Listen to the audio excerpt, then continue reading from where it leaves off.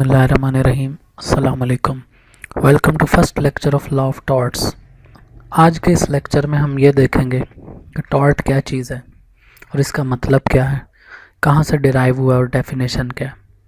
सबसे पहले इंट्रोडक्शन देखते हैं। टॉर्ट एक ऐसा सिविल रॉन्ग है जिसमें कंपनसेशन अवॉर्ड की जाती है।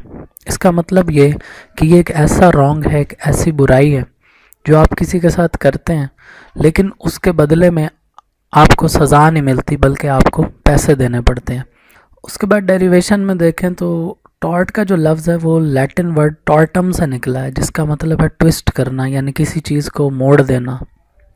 डेफिनेशन टॉर्ट की ये है कि जनाब a civil wrong other than breach of contract for which the remedy is in the form of damages. कि एक ऐसी सिविल रॉन्ग है ब्रीच ऑफ कॉन्ट्रैक्ट के अलावा जिसके अंदर जो एग्रीव्ड पार्टी है, जो प्लेंटिफ है, उसको रेमेडी जो है वो डैमेजेस यानी पैसों की सूरत में पे की जाती है। जब भी कोई क्राइम होता है तो आपको पता है कि उसके अंदर जो रेमेडी मिलती है वो इस तरह से मिलती है कि जुर्म करने वाले को सज़ा दी जाती है।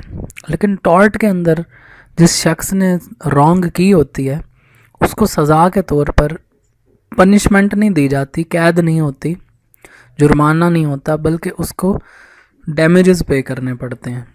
यहाँ पर एक बात याद रहे कि जुर्माना जो होता है वो हुकूमत के ख़जाने में जाता है और डैमेजेस जो हैं वो प्लेंटिफ की जेब में जाते हैं, यानी उस पार्टी की जेब में जाते हैं जिसको नुकसान पहुँचा होता है।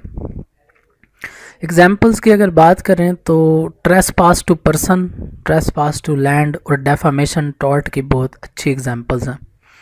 ट्रेसपास टू पर्सन से मुराद ये है कि आप किसी भी शख्स के साथ असॉल्ट करते हैं या बैटरी करते हैं या इसकी अटैम्प्ट करते हैं तो ये सारा टॉर्ट में आ जाता है। यानी कि इवन देन के कोई ऐसी मामूली सी हरकत जिससे दूसरे को नुकसान पहुंचे या वो बात उसको यहाँ तक कि बुरी भी लगती हो तो टॉर्ट में आती है।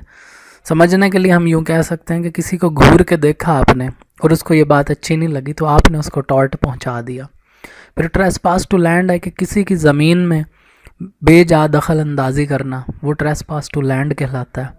और डेफामेशन से मुराद है कि किसी शख्स की इज़्ज़त के ऊपर हर्फ लाना, यानी कि किसी के साथ बदतमीज़ी से पेश आना चार लोगों में बैठ के, ये भी टॉर्ट के उसमें आता है। इंग्रेडिएंट्स की अगर बात करें तो टॉर्ट जो है बेसिकली एक सिविल रॉन्ग है, यानी कि ये सिविल नेचर की रॉन्ग है, क्रिमिनल नेचर की रॉन्ग नहीं है।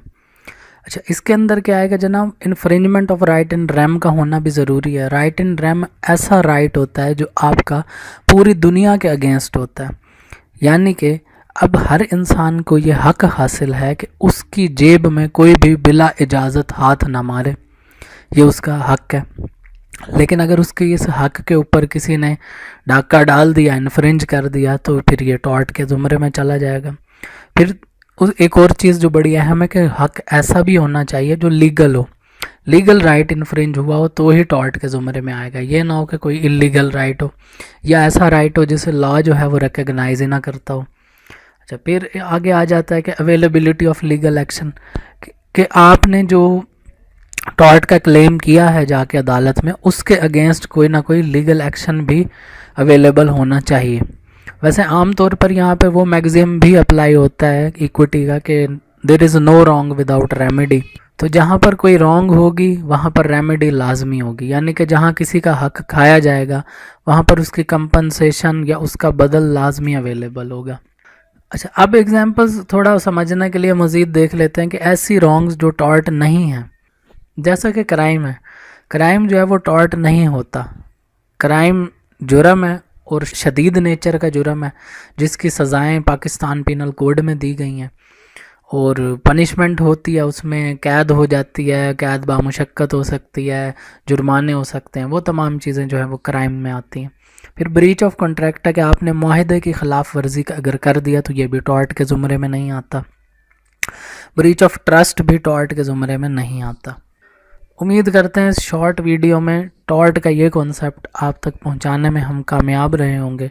हमने इसको मुख्तसरन इसलिए बयान किया है कि आगे चल के जो लेक्चर्स आएंगे उसके अंदर आहिस्ता आहिस्ता आपको टॉर्ट का कॉन्सेप्ट मज़ीद क्लियर होता जाएगा जब हम टॉर्ट का कंपैरिजन کانٹریکٹ کے ساتھ کریں گے، کرائم کے ساتھ کریں گے، تو پھر آپ کو صحیح سے سمجھ آ جائے گا۔ ویڈیو اچھی لگی ہو تو لائک کریں، چینل کو سبسکرائب کریں، دوستوں کے ساتھ ویڈیو کو شیئر کریں، اور ان سے بھی چینل کو سبسکرائب کروائیں تاکہ ان کا بھی فائدہ ہو۔ ہمارے ساتھ جڑے رہنے کا شکریہ۔ اللہ حافظ۔